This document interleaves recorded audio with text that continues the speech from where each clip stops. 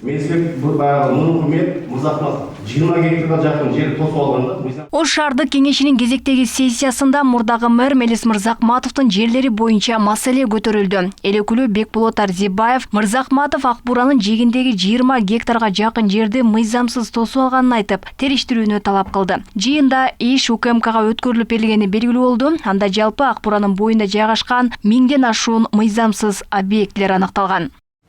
Qaysi yer aytpaysizmi atını? Aytmaysiz Mırзахматов.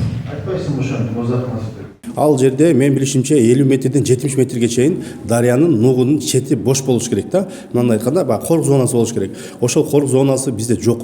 Азыркы күндө өзүңүздөр билесиздер, барып иликтөө жүргүзсөңүздөр да болот. Ошол комиссия түзүлгөн. Ак Буранын четиндеги мыйзамсыз курулуштар боюнча. Азыркы мэр өзү дагы тастыктап айтып атат.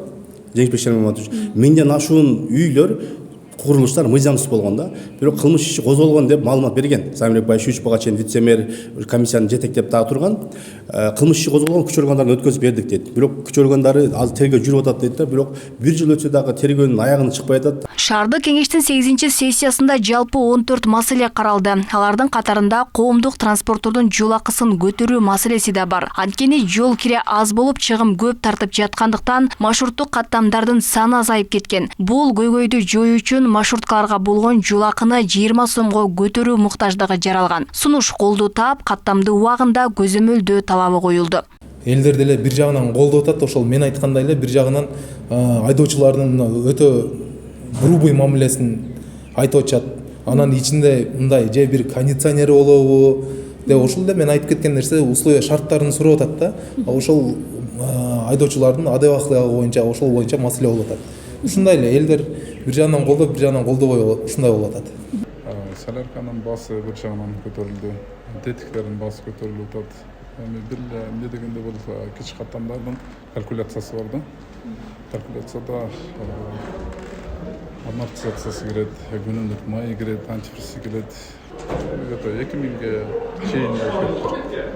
Эми ал мындай эле колодка тармасына эми көп нерсе тетиктер каматтаган эми бар. Но мен эми 100% кепилдик бербесем дагы ошо жол кыра маселеси көтөрүлүп калса уже көбөйүп калышат.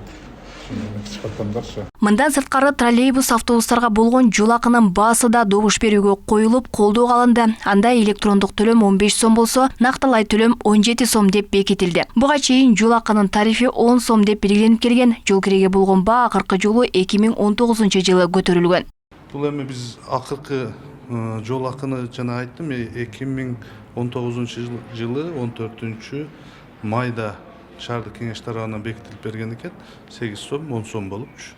Ошол боюнча эми 6 жылда келдик. Бизде эми айдоочулардын маянасы бир аз салыштырмалуу аз. Ошого ошол атайын башкы экономисттерге, тийиштүү адистерге тапшырманы бердик.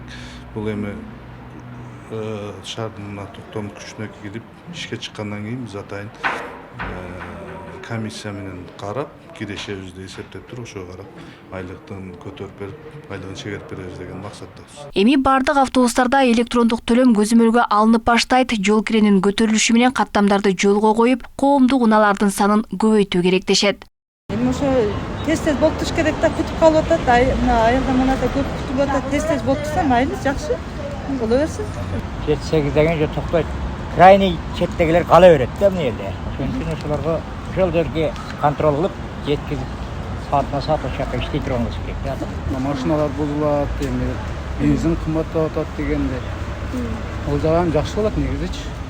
Эгер кечпей иштесе, убагында каттам кылса, жакшы болот эле. Белгилей кетсек, буга чейин каладагы жүргүнчүлөрдү 600дөн ашуун маршруттук таксилер тересе, учурда алардын саны 500гө кыскарган. Ал себептүү каттамдар өзүн актабай ортодо токтоп калгандар да бар. Ош шаарында коомдук унааларды 2 мекеме тейлейт. Анда Ош шаардык автоунаа мекемеси троллейбус жана автобустарды көзөмөлдөсө, Ош шаардык жүргүнчүлөрдү ташуу агенттиги маршруттук каттамдарды тейлейт.